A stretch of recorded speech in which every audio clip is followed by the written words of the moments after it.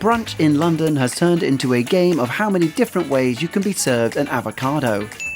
If, like me, you enjoy the early morning restaurant experience but are simply too lazy to get there for breakfast, then stay with us. Whether it's for classic dining, a twist on a bacon sandwich, brunch on a pizza, or breakfast in bread, we should have you covered.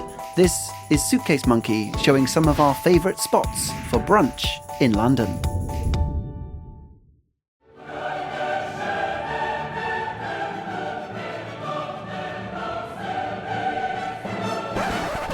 It would be easy for me to just focus on the idea of a brunch pizza as reason enough to visit our first pick, but it has lots more going for it.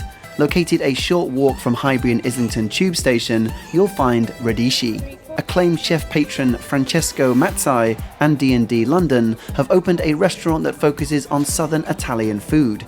For the purpose of this video, we visited early on a Sunday morning and got stuck right in, probably ordering too much food if I'm being completely honest. To start, I enjoyed a cannellini bean stew complete with fried egg and a sausage, while my wife Chiaki opted for the fried sardines with ink mayo.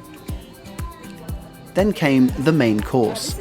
With a soft on the inside, crispy on the crust texture, the brunch pizza was everything I had hoped for, bursting with salmon, a dollop of cream cheese, avocado, egg, prosciutto and mushrooms. It totally filled both of us up with happiness. For a D&D London restaurant, the prices are pretty reasonable overall. The pizza on its own is $11.50 per person for two to share, which to be honest would satisfy most stomachs on its own. They also have a 2 and 3 course set brunch menu, which is a good value option for what you get. Following their Instagram account after the visit, they seemed to be a pretty active restaurant beyond brunch. Even when we were there, food was being prepped in the main dining room for a bit of theatre, and the kitchen is largely open for you to see its inner workings. And while we're at it, please come and join ourselves on social media to follow our food and travels as they happen.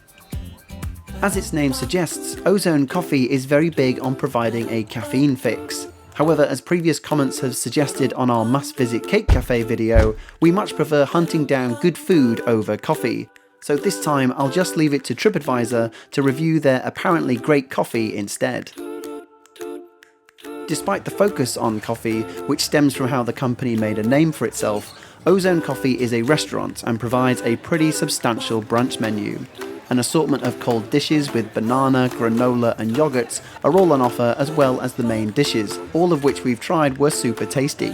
I ordered this mix of brunch favourites, all lovingly laid out on top of sourdough toast, while Chiaki ordered smoked haddock kedgeree, traditionally an Indian dish but has since undergone a Western makeover. Think the chicken tikka masala of brunch time. Prices hover between the £6 and £12 mark depending on your dish. Be prepared to wait in line at the weekend, since it is a popular choice with cool people such as ourselves. Overall, the vibe, energy, staff and style of Ozone Coffee is welcoming, comfortable and trendy. And as with everything in this video, all places featured are linked below for more information. Do go check it out. Scarlett Green is located in between Oxford Circus and Tottenham Court Road tube stations. This time we were able to book a table, which is always my preference.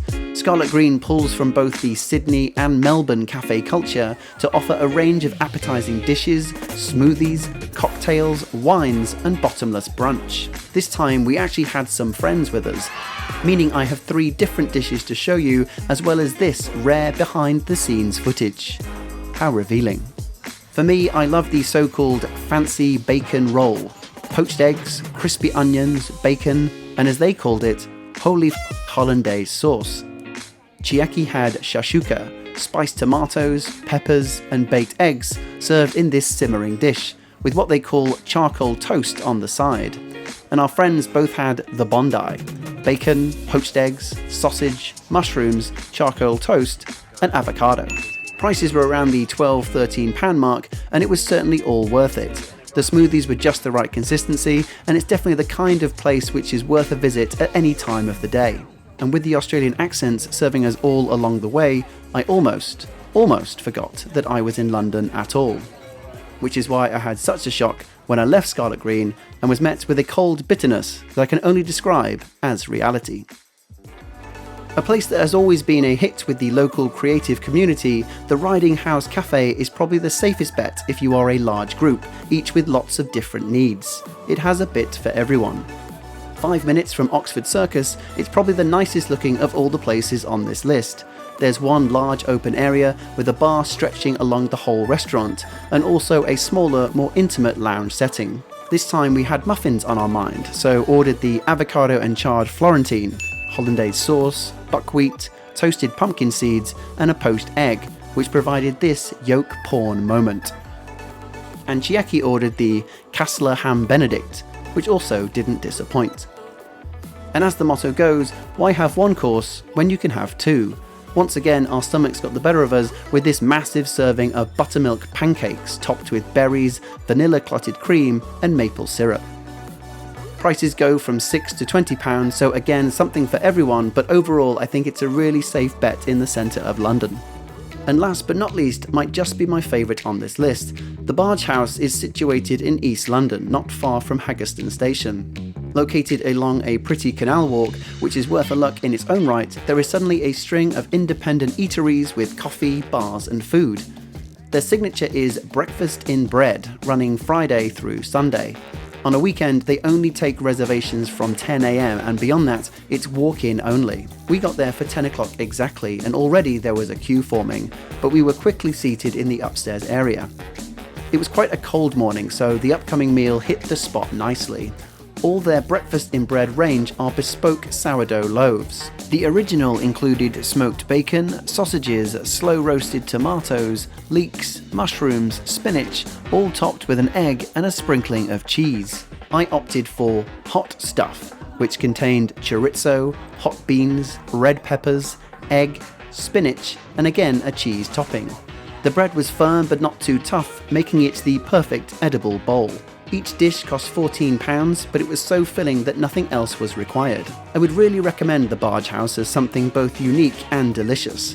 And we were then perfectly placed to walk off those calories along the water afterwards. And it was during this walk where we saw a hot tub of people making its way down the canal.